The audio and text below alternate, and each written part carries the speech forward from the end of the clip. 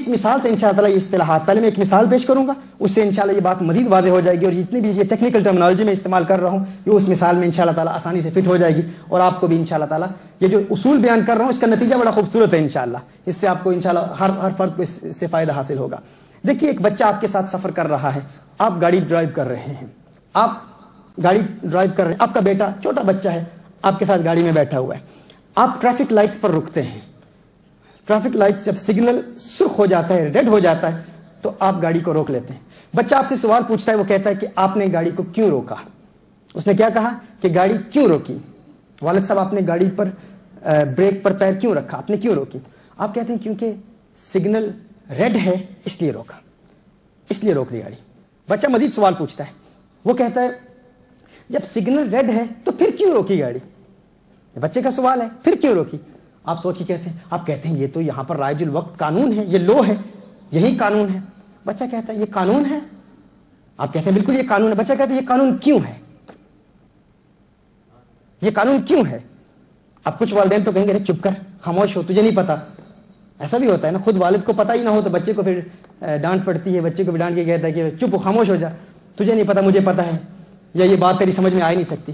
تو اگر بات کا علم نہ بھی ہو، جواب نہ بھی آتا ہو، بچوں کی سادہ اور سمپل زبان سے جو سوالات اور پاک زبان سے جیسے جو سوالات لکھتے ہیں وہ انسان کے لیے حقائق کے بے شمار دروازے کھول دیتے ہیں، انسان کو بے شمار حقائق تک رسائی حاصل ہوتی ہے۔ تو اگر بچے کے سوال کا جواب آپ کو نہیں بھی آتا تو بتا دیں کہ میں تحقیق کروں گا، لیکن بچے کے سوال پر غور ضرور کیا کریں اور اس کو تسلی دیا کریں گے کہ آپ کا سوال اتنا اچھا سوال ہے، اس پر میں غور کروں گا، اس پر جواب تلاش کرنے کی کوشش کروں گا۔ لیکن اگر کچھ سمجھدار والد ہے تو وہ کہے گا کہ قانون اس لیے ہے کیونکہ ہمارے لیے ضروری ہے کہ ہم لوگوں کی جان کی حفاظت کریں، ہمارے لیے ضروری ہے کہ ہم دوسروں کی جان کی حفاظت کریں۔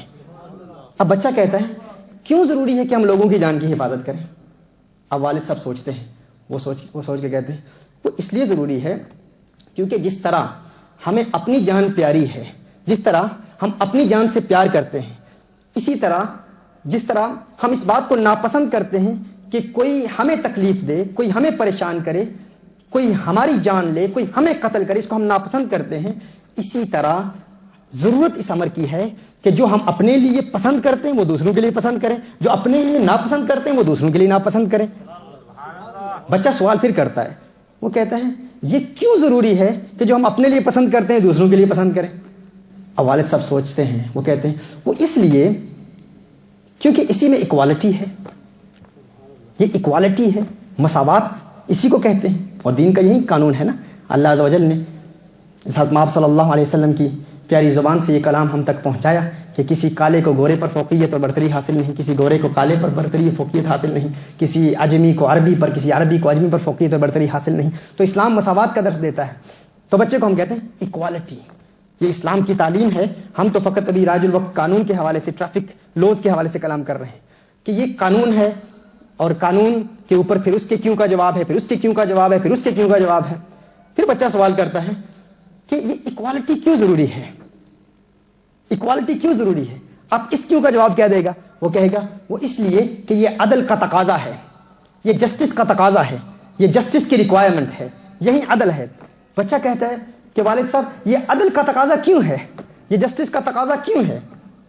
تو اس وقت والد کہتے ہیں کیونکہ ہمارا اللہ جسٹس کو پسند کرتا ہے، ہمارا اللہ عدل کو پسند کرتا ہے، یہ اللہ کی صفت ہے۔ اب یہ ہے وہ ترتیب جس کے مطابق ہم شریعت مطہرہ کے قوانین کو ڈسکس کریں گے۔ میں نے آپ کو بتایا یہ وہ چیزیں ہیں جو آج سے قبل آپ نے اس سے پہلے شاید نہیں سنی ہوں گی، اور اردو زبان میں شاید ہی کسی ٹی وی چینل پر بھی اس تفصیل سے کلام کیا گیا ہوگا۔ عمومی طور پر مصلحتیں اور اسرار اور حکمتیں بیان کی جاتی ہیں، لیکن اصولی اعتبار سے اصول الفقہ کی اصطلاحات کو مد نظر رکھتے ہوئے شریعت مطہرہ کے قوانین کی حدود میں رہ کر ان کو بیان کرنا، اور مقاصد کے فوائد کو بھی ہم بیان کریں گے اور مقاصد کے غلط استعمال کو بھی ہم بیان کریں گے، لیکن اس کے لیے تمہید سب سے پہلے بہت ضروری ہے۔ دیکھیے جب آپ ٹریفک لائٹس پر رکتے ہیں، ان ٹریفک لائٹس کو دیکھنا، اگر ہم اس کو اسلامک قانون کے حوالے سے دیکھیں تو ٹریفک لائٹس جب ریڈ ہوتی ہیں، سرخ ہوتی ہیں، سگنل جب سرخ ہے تو اس پر جب آپ گاڑی کو روک لیتے ہیں تو گاڑی کو روک لینا یہ قانون کہلاتا ہے۔ گاڑی کے روکنے کا حکم یہ کیا ہے؟ اس کو ہم لو کہتے ہیں، اسلام کی اصطلاح میں اس کو حکم شرعی کہتے ہیں۔ اور ٹریفک لائٹس کا سرخ ہو جانا اس کو علہ کہتے ہیں۔ آپ اس کو لکھ لیجئے، ٹریفک لائٹس کا سرخ ہو جانا اسے کیا کہتے ہیں؟ علہ، اردو میں علت کہتے ہیں، اس کی پلورل علل ہے، علل یہ کامن اصطلاح ہے، تو طلاب العلم اس اصطلاح سے آگاہ ہیں. تو ٹریفک لائٹس کا سرخ ہو جانا یہ کیا ہے؟ یہ علہ ہے. اور یہ قانون، یہ اصول کہ رک جاؤ، یہ کیا ہے؟ یہ حکم ہے. اسلام کی اصطلاح میں اس کو فتویٰ کہیں گے. فتویٰ آپ جانتے ہیں فرض ہے یا حرام ہے، واجب ہے، کرہ تحریمیہ ہے، سنہ مؤکدہ ہے. سنہ مؤکدہ کا اپوزٹ اساءہ ہے. یہ پھر وہ ساری اصطلاحات، جو بھی حکم ہوگا وہ حکم وہاں پر نافذ ہوگا. اب جب بچے نے سوال کیا کہ یہ قانون کیوں ہے، تو والد نے جواب دیا قانون اس لیے ہے کیونکہ ہمارے لیے ضروری ہے کہ ہم لوگوں کی جان کی حفاظت کریں. یہ مقصد ہے. مقصد اور مقصد میں بھی فرق ہے، یا بھی آپ نوٹ کر لیں، آپ کو انشاءاللہ تعالی بعد میں طلاب العلم فرق جانتے ہیں. یہ مقصد ہے. مقصد کیا ہے؟ یعنی پہلے علہ، ٹریفک لائٹ سرخ ہو گئی، یہ ٹریفک لائٹس کیا ہے؟ یہ علہ ہے. قانون کیا ہے؟ رک جاؤ. تو رکنا قانون ہے. اس کو کیا کہتے ہیں؟ اس کو حکم کہتے ہیں. اس کے اوپر پھر کیا ہے؟ مقصد ہے. مقصد کیا ہے؟ حفظ النفس. مقاصد شریعہ آپ نے جانا، آپ نے ابھی اس کو اسٹڈی کیا، ابھی ڈسکس کیا نا ہم نے، آپ نے نوٹس بنائے. مقاصد شریعہ میں سے ایک مقصد کیا ہے؟ حفظ النفس، پروٹیکشن آف ہیومن لائف. یہ اسلام کے قانون میں ہے. تو مقصد کیا ہے؟ حفظ النفس. یہاں پر مقصد کیا ہے؟ ٹریفک لائٹس پر آپ رکے. کیوں رکے؟ تاکہ قانون ہے. قانون کیوں ہے؟ اس لیے کہ اسلام کا تقاضا بھی یہی ہے اور دور حاضر کی قانون کا تقاضا بھی یہی ہے کہ وہ چاہتا ہے کہ حادثوں سے روکا جائے، ایکسیڈنٹ سے روکا جائے، انسانی مال کی حفاظت بھی ہو اور انسان کے جان کی حفاظت بھی ہو. اب بچہ سوال کرتا ہے کہ یہ مقصد کیوں ہے؟ یہ مقصد کیوں ہے؟ حفظ النفس کیوں ہے؟ والد جواب دیتا ہے جو ہم اپنے لیے چاہتے ہیں وہ دوسروں کے لیے بھی چاہیں. اسے مصلحہ کہتے ہیں. شریعت میں سے کیا کہتے ہیں؟ مصلحہ. اردو میں آپ مصلحت عام الفاظ میں کہا جاتا ہے، اس کو مصلحہ کہتے ہیں. یعنی پہلے علہ، علہ کا سبب کیا ہے؟ علہ کے کیوں کا جواب کیا ہے؟ حکم. حکم کے کیوں کا جواب کیا ہے؟ مقصد. مقصد کے کیوں کا جواب کیا ہے؟ مصلحہ. اب اس کو میوچل انٹرسٹ کہہ سکتے ہیں، پبلک گڈ کہہ سکتے ہیں، انگلش ٹرمنالوجی میں یہ الفاظ استعمال ہوتے ہیں.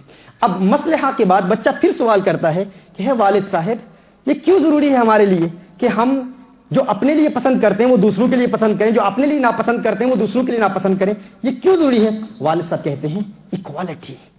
Equality, equality. ہم ایک جیسے ہیں. اس کو کہتے ہیں قیمہ. اس کو کیا کہتے ہیں؟ قیمہ. قیمت، جس کو قیمت کہتے ہیں. قیم اخلاقیہ، یہ قیمت ہے اس کو. یعنی پہلے کیا آیا؟ سب سے پہلے علہ، علہ کے بعد حکم، حکم کے بعد مقصد، مقصد پھر اس کے تحت حفظ النفس سے باقی مقاصد ہیں، اور مقصد کے بعد پھر مصلحہ، مصلحہ کے بعد قیمت، قیمت کے بعد پھر آگے آتا ہے. پھر وہ والد کہتا ہے کہ اس کی قیمت ایکوالٹی ہے. وہ بچہ کہتا ہے ایکوالٹی کیوں ضروری ہے؟ مساوات کیوں ضروری ہے؟ ہم ایک جیسے کیوں ہیں؟ اللہ نے ہمیں ایک جیسا کیوں بنایا؟ والد کہتا ہے کیونکہ یہی عدل کا تقاضا ہے، یہی جسٹس ہے، یہی جسٹس ہے، یہی عدل ہے. اور جب وہ عدل کا جواب دیتا ہے تو یہ عدل کیا ہے؟ اس کو اصطلاحاً ہم کیا کہیں گے؟ فلسفہ کہیں گے. یہ فلسفی ہے، یہ وہ ٹائٹل ہے جس پر ہم انشاءاللہ تعالی آنے والے لیکچرز میں تفصیلی کلام کریں گے. فلسفی of Islamic legal system. Islamic احکام کی کا فلسفہ کیا ہے؟ فلسفی کیا ہے؟ تو وہ جب کہے گا جسٹس، عدل، عدل، انصاف، یہ فلسفہ ہے. اب فلسفے پر جب وہ سوال کرے گا یہ فلسفہ کیوں ہے، عدل کیوں چاہتا ہے، یہ قانون عدل کیوں نافذ کیا جائے، تو اس کا جواب یہ ہے کہ ہمارا اللہ عدل کو پسند کرتا ہے. اس کو ایمان کہتے ہیں، اس کو ایمان کہتے ہیں، یا سلوک بھی اس کو کہتے ہیں. یہ ہمارے اللہ سے تعلق ہے جس پر ہمیں یقین ہے. یہ وہ ترتیب ہے. محترم بھائی، جب اس ترتیب میں ان اصطلاحات کو آپ نے سمجھ لیا، بار بار آپ کو پڑھنا پڑے گا، اس کو ریوائز کرنا پڑے گا، اس کا مراجعہ کرنا پڑے گا. جب یہ ٹی وی پر نشر ہوگا پروگرام، پھر اس کے بعد انٹرنیٹ پر ہوگا، پھر آپ اس کو بار بار سنیں گے تو یہ تمام اصطلاحات انشاءاللہ تعالی رفتہ رفتہ آپ کو ازبر ہو جائیں گے. اور پھر انشاءاللہ آنے والے لیکچرز میں ہم یہ اصطلاحات پھر بیان کرتے رہیں گے، کیونکہ انہی ٹائٹلز کے تحت آنے والے یہ انتہائی دلچسپ اور انٹرسٹنگ لیکچرز ہوں گے. اب ہم مزید آگے بڑھتے ہیں. مقاصد کا غلط استعمال کب ہوتا ہے؟ شریعت مطہرہ کے مقاصد کا غلط استعمال کب ہوتا ہے؟ جب لوگ مقاصد کو بنیاد بنا کر شریعت کے قوانین کا غلط استعمال کرتے ہیں اور نصوص کا انکار کر دیا جاتا ہے. محترم بھائی، اس حوالے سے غور کریں. سب سے پہلے جب آپ نے ان اصطلاحات کو کافی حد تک سمجھ لیا ہے، ہم مزید آگے بڑھتے ہیں. ایک قانون ہے، ایک اصول ہے جس کو امام شاطبی نے، امام غزالی نے، ان اکابر مقاصد الشریعہ کے علماء نے بڑی تفصیل سے بیان کیا. وہ اصول یہ ہے کہ ان الاحکام تدور علی العلل وليس علی الحکم. شریعت مطہرہ کے احکام کا مدار علتیں ہیں، حکمتیں نہیں ہیں. شریعت مطہرہ کے احکام کا مدار علتیں ہیں، حکمتیں نہیں ہیں. مصلحتیں نہیں ہیں. یعنی شریعت مطہرہ کے احکام کی بنیاد مصلحتیں نہیں ہیں. مصلحتوں کی وجہ سے، حکمتوں کی وجہ سے، فوائد کی وجہ سے احکام شریعت نہیں بدلا کرتے، کیونکہ شریعت مطہرہ کے احکام کا مدار علتوں پر ہوتا ہے، مصلحتوں پر نہیں ہوتا. اس کو سمجھنے کے لیے ایک ایگزامپل آپ سمجھ لیں، مزید اس سے وضاحت ہو جائے گی. دیکھیے علت کیا ہوتی ہے؟ علت اس چیز کو کہتے ہیں جو کسی بھی قانون کے واجب التعمیل ہونے کے لیے سبب لازمی ہو. واجب التعمیل ہونے کے لیے لازمی سبب ہو، اسے علت کہتے ہیں. دیکھیے آپ گاڑی چلا رہے ہیں، ٹریفک لائٹس ریڈ ہیں تو آپ نے گاڑی روکی. گاڑی کیوں روکی؟ کیونکہ قانون یہ ہے کہ ریڈ لائٹس پر گاڑی روکنی ہے. تو اس قانون کے واجب التعمیل ہونے کے لیے لازمی سبب کیا ہے؟ ٹریفک لائٹس ریڈ ہو گئی ہیں. تو جو لازمی سبب ہو، جس کو دیکھ کر قانون نافذ ہو جائے فوراً، اس کو علت کہتے ہیں. آپ اس بات کو سمجھ گئے؟ اس کو علت کہتے ہیں. اب دیکھیے اللہ عز و جل نے قرآن کریم میں شراب کی حرمت کا حکم فرمایا کہ شراب حرام ہے. اب شراب حرام ہے، لیکن شراب کی حرمت کی علت کیا ہے؟ جس طرح گاڑی کے روکنے کے حکم کی علت ٹریفک لائٹس کا ریڈ ہو جانا ہے. اب شراب کی حرمت کی علت کیا ہے؟ نشہ ہے. whatever intoxicates you is haram. every intoxicant thing is haram in Islam. تو شراب اگر حرام ہے تو حرام ہونے کی علت کیا ہے؟ نشہ ہے. اب دیکھیں آپ کے سامنے شراب کی بوتل پڑی ہے، آپ بوتل کی طرف ہاتھ بڑھاتے ہیں، لیکن آپ کو یاد آ جاتا ہے اللہ کا حکم کہ شراب حرام ہے، کیونکہ شراب کی بوتل کے اندر آپ کو نشے کی علت نظر آ رہی ہے. جس طرح آپ گاڑی چلا رہے ہیں، آپ کو traffic lights red traffic light نظر آتی ہیں، آپ نے بریک لگا دی، فوراً روک لی، کیونکہ علت نظر آئی، آپ کو حکم یاد آ گیا. اسی طرح آپ شراب کی بوتل کی جانب ہاتھ بڑھا رہے ہیں، آپ نے شراب کی بوتل کو دیکھا، آپ کو اس میں نشہ ہے، آپ نے ہاتھ پر بریک لگا لی، ہاتھ کو روک لیا. کیوں؟ اس پر پھر حکمت ہے، مصلحتیں ہیں. شراب کی حرمت کی بنیاد پر بے شمار مصلحتیں ہیں، بے شمار حکمتیں ہیں، بے شمار انسان کے لیے فوائد ہیں. اللہ عز و جل نے جن مصلحتوں کا ساتھ آپ صلی اللہ علیہ وسلم نے بیان فرمایا، لیکن مصلحتوں پر شریعت مطہرہ کے احکام کا مدار نہیں ہے. مصلحتوں میں ایک مصلحت یہ بھی ہے کہ جب انسان شراب پیتا ہے تو وہ ہوش و حواس کھو بیٹھتا ہے، اور اس سے ایسے افعال کا ارتکاب ہوتا ہے جو انسانی شرف اور وقار سے فروتر ہیں، گرے ہوئے ایسے کام وہ کرتا ہے. آپ دیکھتے ہیں کہ بازاروں میں، گلیوں میں شرابی لوگ کس طرح شور مچاتے ہیں. یعنی انسان ایسے ایسے افعال کا ارتکاب کرتا ہے، یہاں تک کہ ایسا وقت بھی آ جاتا ہے کہ کبھی انسان ماں، بہن، بیٹی اور زوجہ کے مابین امتیاز نہیں کر پاتا، الیاذ باللہ. تو یہ برے افعال کا ارتکاب انسان شراب کی وجہ سے کرتا ہے.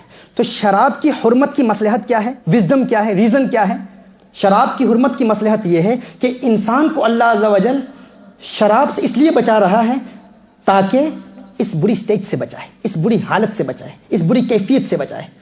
اب اگر کوئی شخص کہتا ہے کہ دیکھیے اس ترقی یافتہ دور میں، دور حاضر میں، شراب بنانے کے کچھ ایسے جدید طریقے بھی ایجاد ہو چکے ہیں جس میں انسان شراب پیتا ہے، لیکن شراب پینے کے باوجود وہ ہوش میں رہتا ہے، وہ روزمرہ زندگی کے تمام کام وہ معمول کے مطابق کرتا ہے، اور اسے کوئی تکلیف بھی نہیں ہوتی اور وہ ہوش میں بھی رہتا ہے. اب اگر کوئی شخص ایسا کہے، وہ کہے کہ دیکھیں میرے لیے شراب حرام نہیں ہے، اس لیے کہ ایک تو میں شراب کم پیتا ہوں، اور ایک ایسی شراب پیتا ہوں کہ جس میں نشہ تو ہے لیکن وہ شراب اس قدر نشہ نہیں دیتی. نشہ تو ہے لیکن اس میں ایسا نشہ ہے کہ میرے ہوش بھی بحال رہتے ہیں، میں اپنے اوپر سے تحکم اور قابو میں قائم رہتا ہوں، اور ہوش قائم رہتے ہیں، حواس قائم رہتے ہیں، تحکم نہیں کھوتا، ہوش قائم رہتا ہے. لہٰذا میرے لیے شراب جائز ہونی چاہیے، کیونکہ میں نے شراب کی حرمت کی مصلحت کو سمجھ لیا ہے، شراب کی حرمت کی ریزن اور حکمت کو سمجھ لیا ہے. ریزن کیا ہے؟ کہ شراب کی حرمت کی مصلحت یہ ہے کہ انسان کو اس حالت سے بچایا جائے، اس کیفیت سے بچایا جائے. تو اگر کوئی شراب پینے کے باوجود شراب پی کر بھی اس حالت اور اسٹیٹ میں نہیں جاتا تو اس کے لیے شراب جائز ہونی چاہیے.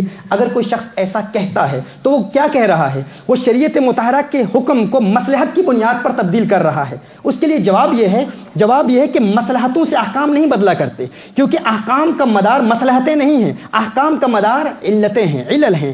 ہر وہ چیز جس میں نشہ ہے وہ حرام ہے. رسالت میں آپ صلی اللہ علیہ وسلم نے ارشاد فرمایا ما اسکر کثیرہ فقلیلہ حرام. یعنی ہر وہ چیز جو بڑی مقدار میں، زیادہ مقدار میں انسان کو نشہ دے وہ کم مقدار میں بھی حرام ہے. ہر وہ چیز جو زیادہ مقدار میں نشہ دے وہ کم مقدار میں بھی حرام ہے. تو شراب چونکہ زیادہ مقدار میں نشہ دیتی ہے تو کم مقدار میں بھی وہ حرام ہوگی، اور اگر نشے کی علت پائی جاتی ہو تو شراب حرام ہے. اب بات سمجھ گئے؟ اس کو اسی مثال سے سمجھاتا ہوں، مزید واضح ہو جائے گی. میں ایک ہی مثال دوں گا اس میں. آپ سنڈے مارننگ کو صبح آپ گاڑی ڈرائیو کر رہے ہیں، برطانیہ میں آپ سوچ رہے ہیں اتنا رش اور ازدحام نہیں ہے، ہجوم نہیں ہے، ٹریفک نہیں ہے، آپ ریڈ لائٹس پر رکتے نہیں ہیں. آپ کہتے ہیں کہ میں ان ریڈ لائٹس کے اس حکم اور سگنل کی مصلحت کو جانتا ہوں، میں جانتا ہوں کہ یہ حفظ النفس کے لیے ہے، حفظ المال کے لیے ہے، کسی کی گاڑی کا ایکسیڈنٹ نہ ہو جائے، کسی کی جان بچ جائے. تو میں جب دیکھ رہا ہوں کہ یہاں پر ازدحام نہیں ہے، پیدل چلنے والے لوگ بھی یہاں موجود نہیں ہیں، زیادہ گاڑیاں بھی نہیں، تو میں اتنی دیر کیوں انتظار کروں صرف سگنل پر. وہ کراس کر جاتا ہے. اب جب وہ کراس کرتا ہے تو فوراً پولیس والا اس کو پکڑ لیتا ہے. پولیس والا کہتا ہے تو نے کیوں کراس کیا، یہ انلیگل ہے. وہ کہتا ہے میرے لیے انلیگل نہیں ہے. بھائی تیرے لیے انلیگل کیوں نہیں ہے؟ وہ کہتا ہے اس لیے کیونکہ میں اس لیگل رولنگ کی مصلحت اور اس کی وزڈم کو سمجھتا ہوں. وہ کہتا ہے وزڈم کیا ہے؟ وزڈم یہ ہے کہ اس میں حفظ نفس ہے، انسان کی لائف کی پروٹیکشن ہے، اور مجھے پتا ہے کہ سنڈے مارننگ کو اتنی ٹریفک نہیں ہے، اتنے لوگ نہیں ہیں، اور ٹریفک لائٹس پر میں نے دیکھا اتنا رش بھی نہیں ہے، گاڑیاں بھی نہیں آ رہی، تو میں کیوں انتظار کروں؟ میرے لیے حکم بدلنا چاہیے کیونکہ میں اس حکم کی مصلحت کو سمجھتا ہوں. کیا پولیس والا اس کی اس بات کو مان لے گا؟ وہ تسلیم کر لے گا؟ وہ تو چالان کرے گا، وہ تو آپ کو ٹکٹ دے گا یا آپ کے لائسنس پر پوائنٹس لگا دے گا، وہ کہے گا، فائن کرے گا آپ کو. آپ اس کے ساتھ ضد کریں گے؟ آپ کہیں گے کہ نہیں میں مصلحت کو جانتا ہوں، اس بنیاد پر میرے لیے لو بدلنا چاہیے، تبدیل ہونا چاہیے. آپ کہیں گے نہیں. وہ پولیس والا بھی کہے گا لو ہے، قانون ہے. جب تو نے ٹریفک لائٹس کو دیکھا ریڈ ہیں تو تیرے لیے ہر حال میں رکنا ضروری ہے، ہر حال میں تیرے لیے بریک لگانا ضروری ہے، رکنا ضروری ہے، کیونکہ لو کا مدار علتوں پر ہوتا ہے، مصلحتوں پر نہیں ہوتا، حکمتوں پر نہیں ہوتا.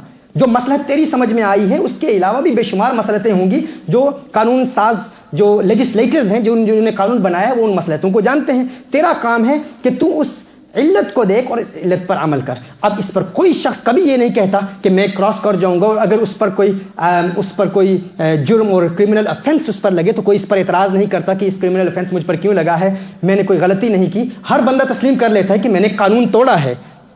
لیکن آج لوگ مقاصد الشریعہ کی بنیاد پر اسلام کے احکام بدلنے پر اس حد تک اصرار کر رہے ہیں کہ شراب جائز ہے. بھائی اتنی تو کم از کم جائز ہونی چاہیے، جو زیادہ مقدار میں نہ ہو، جو نشہ نہ دے، جو نشہ دے لیکن انسان کے ہوش بحال رہیں اور انسان کو ہوش رہے اور انسان اپنے اوپر سے تحکم کو نہ کھوئے، تو وہ کم از کم وہ جائز ہونی چاہیے. تو اس کے لیے جواب یہ ہے کہ علت کو دیکھا جائے گا. احکام شریعت، ان الاحکام تدور علی العلل وليس علی الحکم، شریعت مطہرہ کے احکام کا مدار علتیں ہیں، حکمتیں نہیں ہیں. حکمت ایک تیری سمجھ میں آئی ہے، اس طرح کی بے شمار مصلحتیں ہیں، بے شمار حکمتیں ہیں. اگر تو نے ایک حکمت اور مصلحت کی بنیاد پر حکم کو بدل دیا تو ہر شخص پھر اس پر عمل کرے گا، ہر شخص پھر ہر حکم کو بدلنے میں کامیاب ہو جائے گا. وہ کہے گا کہ میرے لیے ڈیفرنٹ احکام ہیں.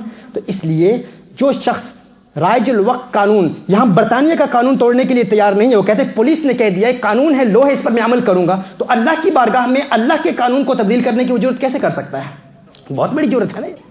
تو اس لیے سب سے پہلے یہ بات واضح ہو جانی چاہیے کہ احکام کا مدار علتوں پر ہوتا ہے، حکمتوں اور مصلحتوں پر نہیں ہوتا. اور یہ علت کا ایک بیان آپ کو میں نے واضح کر دیا. مزید آپ آگے بڑھیں. دیکھیں کچھ لوگ یہاں تک کہہ دیتے ہیں، اب یہاں پر جو طلاب العلم درس نظامی کے بیٹھے ہوں شاید وہ یہاں پر یہ سوچ رہے ہوں کہ یہاں پر علت کا غلط استعمال ہوا، چونکہ کچھ شوافے کی اصطلاحات ہیں، ان اصطلاحات میں فرق بھی ہے. لیکن اگر آپ علت اور سبب، شرط اور علامت کے حوالے سے مزید تحقیق کریں گے، یا نور الانوار کی وہ بحث آپ پڑھ لیں، سبب حقیقی، سبب مجازی، اور سبب فیہ معنی العلہ، اور سبب لہ شبہۃ العلہ، تو اس سے آپ کو یہ سارے کنٹرڈکشن اور تعارض کا ازالہ ہو جائے گا، اس کی مزید آپ کے لیے وضاحت ہو جائے گی. لیکن ہم مزید آگے بڑھتے ہیں. دیکھیے کہ جب ہم اسی علت پر غور کرتے ہیں تو بے شمار احکام اسلام ہم دیکھتے ہیں کہ آج دنیا بھر میں لوگ اسلام کی بنیادی احکام کو حکمتوں کی بنیاد پر نصوص کے انکار پر اصرار کر رہے ہیں کہ ہم نصوص کا انکار کریں گے، اور نصوص کا انکار کیا جا رہا ہے، صریح نصوص کا، صریح اللہ کے احکام کا انکار کیا جا رہا ہے. آپ کو چند مثالیں آپ کے گزار کرتا ہوں. دیکھیے جب ہم روزہ رکھتے ہیں اللہ ارشاد فرماتا ہے فمن شهد منكم الشهر فليصمه ومن كان مريضا او على سفر فعدة من ايام اخر يريد الله بكم اليسر ولا يريد بكم العسر. کہ جب رمضان المبارک کا مہینہ آتا ہے، جو شخص رمضان المبارک کے مہینے کو پاتا ہے اس کے لیے ضروری ہے کہ وہ روزہ رکھے. اب روزہ رکھنے کی حکمت کیا ہے؟ اچھا یہاں یہ بھی آپ کو بتا دوں ایک اور علامت، ٹریفک لائٹس کے حوالے سے ہی میں ایک آپ مزید کو ایک علامت بیان کر دوں. ریسنٹلی ہم نے علم توقیت اور علم حیض کے حوالے سے تفصیلی کلام کیا تھا، جب یہ جون کے مہینے میں رمضان المبارک کے روزے کے حوالے سے سحور کا روزہ بند کرنے کے ٹائم پر ہم نے تفصیلی لیکچرز دیے تھے، آپ کو یاد ہوگا. اور اس میں ہم نے جو فجر صادق ہے، فجر قاذب ہے، اس پر تفصیلی کلام کیا تھا. وہ جو روشنی مستطیر ہے اور مستطیل ہے، یہ روشنی کیا ہوتی ہے، اور جب سورج افق شرقی میں ہرائزن سے 18 ڈگریز نیچے ہوتا ہے، 18 ڈگریز، 15 ڈگریز، 13 ڈگریز کیا ہے، اور اس سے صبح صادق طلوع ہوتی ہے، فجر صادق طلوع ہوتی ہے. فجر صادق کیا ہے، فجر کاذب کیا ہے، اس پر ہم نے علم حیات کی روشنی میں اور شرح چغمینی اور دیگر بڑی کتابوں کے حوالے دیے تھے. مجھے بڑی خوشی ہوئی تھی کہ ماشاءاللہ کچھ ایسے لوگ جو طلاب العلم بھی نہیں ہیں وہ مخروط ذل العرض اور اس کے علاوہ قرۂ بخار کے حوالے دے رہے تھے. تو اس حوالے سے مجھے امید ہے کہ کچھ اصطلاحات تو ابھی تک بھی آپ کو یاد ہوں گی، وہ تو چونکہ ٹیکنیکل ٹرمینالوجی تھی، لیکن بنیادی طور پر وہ اگر آپ اصطلاح آپ اس کو یاد رکھیں کہ وہ جو روشنی سامنے ظاہر ہوتی ہے، یعنی فجر جب طلوع ہوتی ہے تو اس وقت فجر کے طلوع ہونے کے وقت ہمارے لیے حکم کیا ہے؟ اللہ ارشاد فرماتے ہیں کلوا واشربوا حتی یتبین لکم الخیط الابیض من الخیط الاسود. کھانا کھاتے رہو یہاں تک کہ وہ روشنی ظاہر ہو، وہ روشنی نمودار ہو. یعنی جو ہی وہ روشنی ظاہر ہوتی ہے شرقی افق پر، ایسٹرن افق پر، ایسٹرن ہرائزن پر، جو ہی وہ روشنی ظاہر ہوتی ہے تو کیا حکم ہے؟ جو ہی وہ روشنی ظاہر ہوگی ہم نے کھانا روک دینا ہے، کھانا نہیں کھانا. یعنی وہ روشنی، اس کو ٹریفک لائٹ سمجھ لیں آپ کہ وہ روشنی ظاہر ہوئی تو کیا حکم ہے؟ بریک لگا لیں، کھانا نہیں کھانا بھی. ہاں تو کیا اس روشنی کے لیے ہم کھانا روکتے ہیں؟ نہیں. وہ روشنی علت ہے، وہ روشنی ایک علت ہے. اب شریعت مطہرہ کے احکام کا مدار علتوں پر ہوتا ہے، لیکن یہ بھی بات یاد رکھیں کہ علت کی وجہ سے ہم شریعت مطہرہ کے قوانین پر عمل نہیں کرتے. مقصود حقیقی اللہ کی عبادت ہے. حقیقی مقصود کیا ہے؟ اللہ کی عبادت ہے، عبودیت ہے. ہم اس روشنی کی وجہ سے روزہ نہیں رکھتے، روزہ رکھتے ہیں اللہ کی رضا کے لیے. پھر ہم کھانا نہیں کھاتے. بھئی اس میں پھر حکمتیں کیا ہیں، مصلحتیں کیا ہیں؟ اس میں حکمتیں ہیں کہ جب ہم بھوکے رہیں گے، اللہ فرماتا ہے یا ایھا الذین آمنوا کتب علیکم الصیام کما کتب علی الذین من قبلکم لعلکم تتقون. روزے کی ایک حکمت کیا ہے کہ انسان کو تقوی ملتا ہے، روزے کی وجہ سے انسان متقی ہوتا ہے.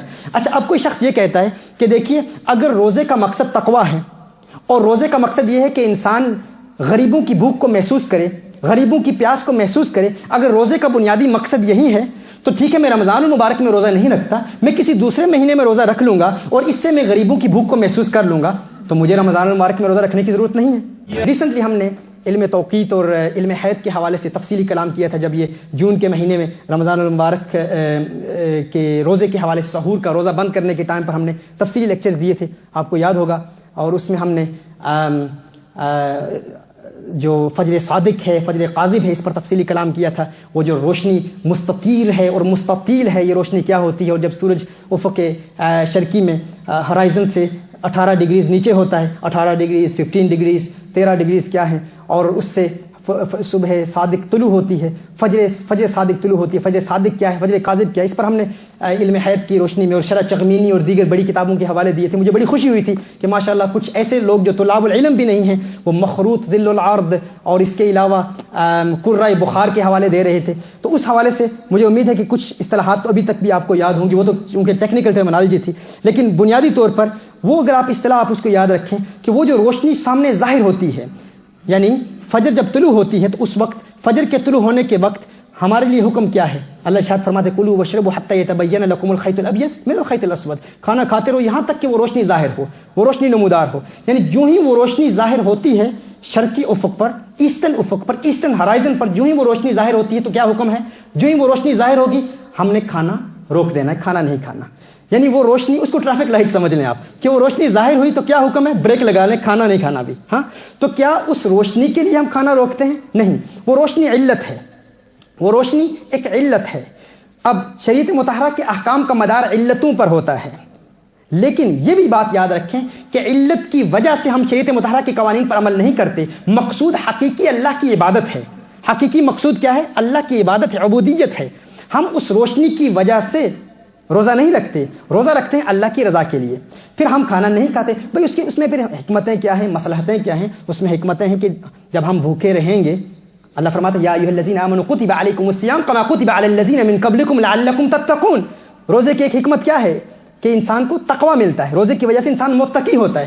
اچھا اب کوئی شخص یہ کہتا ہے کہ دیکھیے اگر روزے کا مقصد تقوی ہے اور روزے کا مقصد یہ ہے کہ انسان غریبوں کی بھوک کو محسوس کرے، غریبوں کی پیاس کو محسوس کرے، اگر روزے کا بنیادی مقصد یہی ہے تو ٹھیک ہے، میں رمضان المبارک میں روزہ نہیں رکھتا، میں کسی دوسرے مہینے میں روزہ رکھ لوں گا اور اس سے میں غریبوں کی بھوک کو محسوس کر لوں گا، تو مجھے رمضان المبارک میں روزہ رکھنے کی ضرورت نہیں ہے.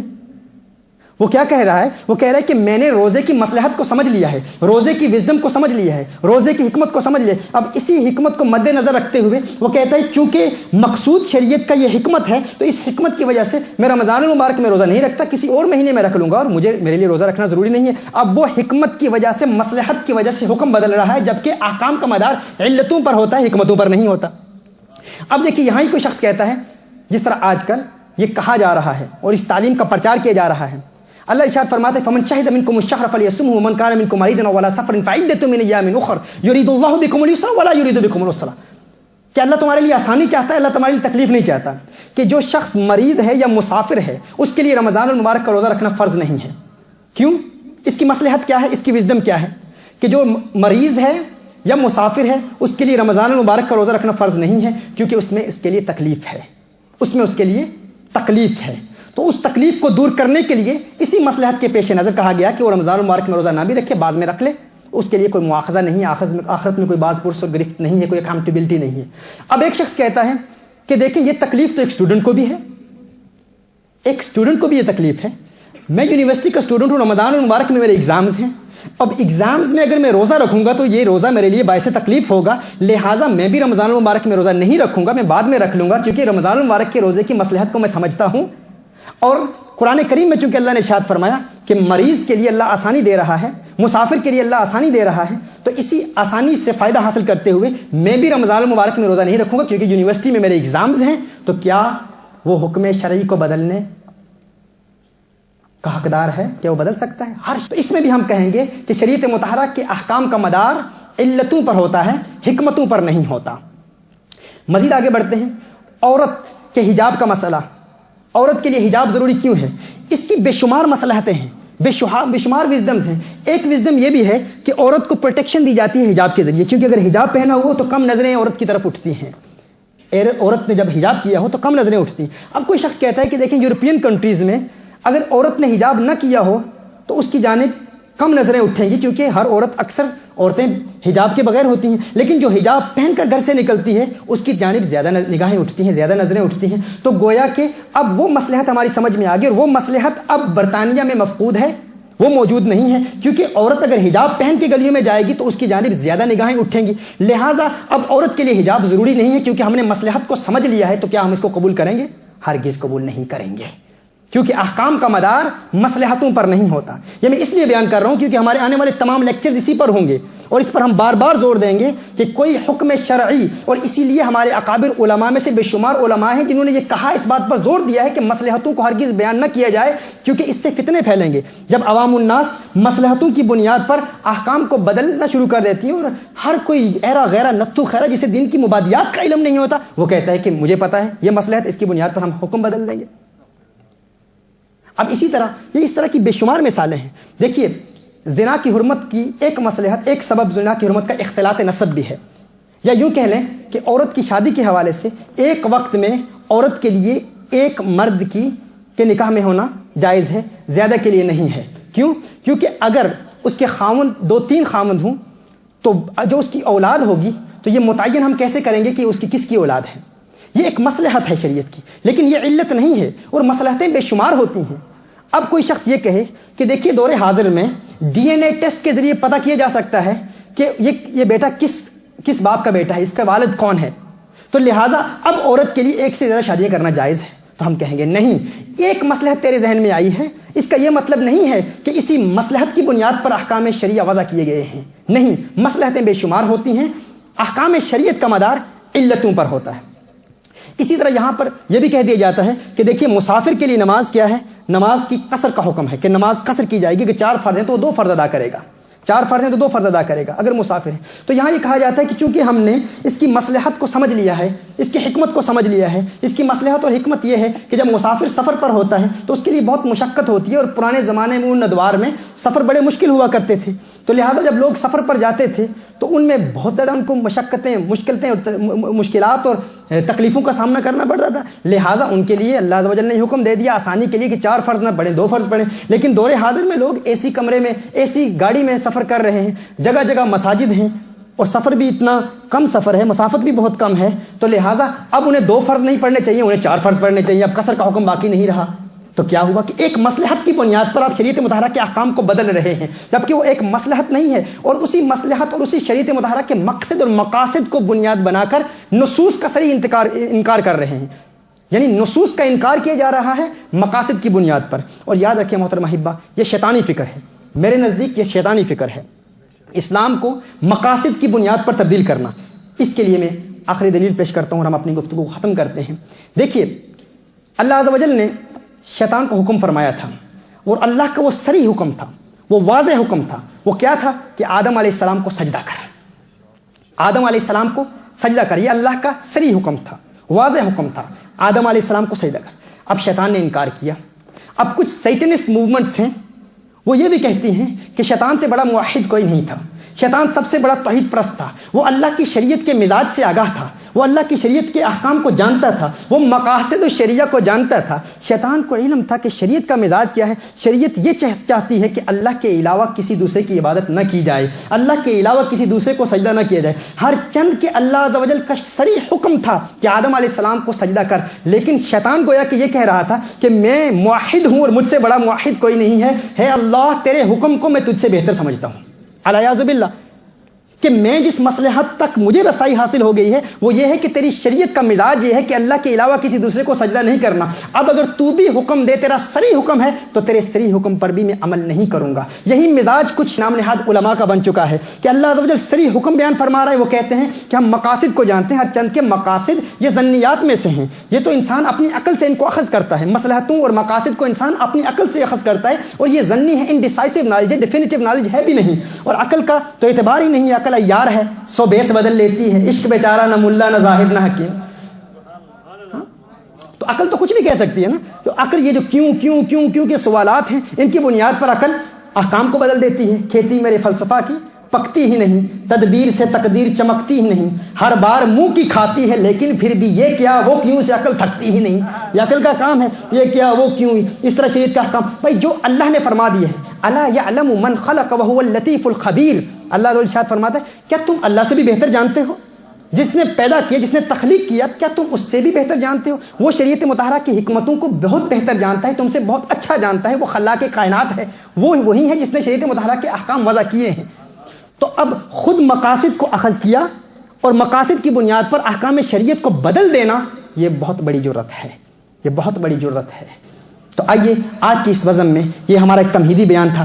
آئندہ لیکچر میں ہم انشاءاللہ تعالیٰ آپ کو قرآن اور سنت کی روشنی میں مقاصد شریعہ کے حوالے سے ہم کلام کریں گے.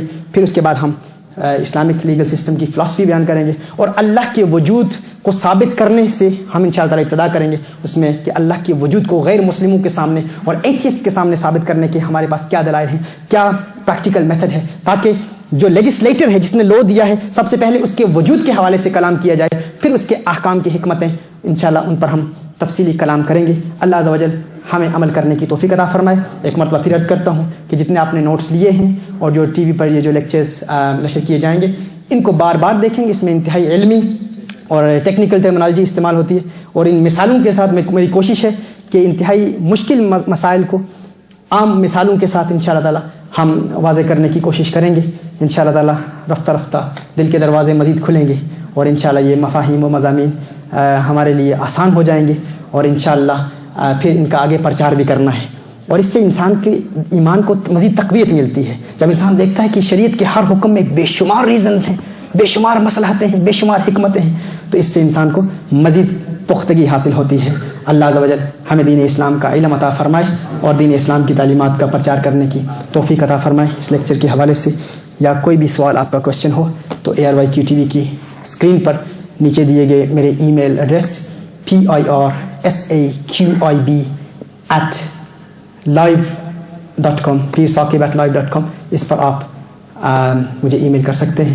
اللہ عز و جل ہمیں عمل کرنے کی توفیق عطا فرمائے. وآخر دعوانا الحمد للہ رب العالمین.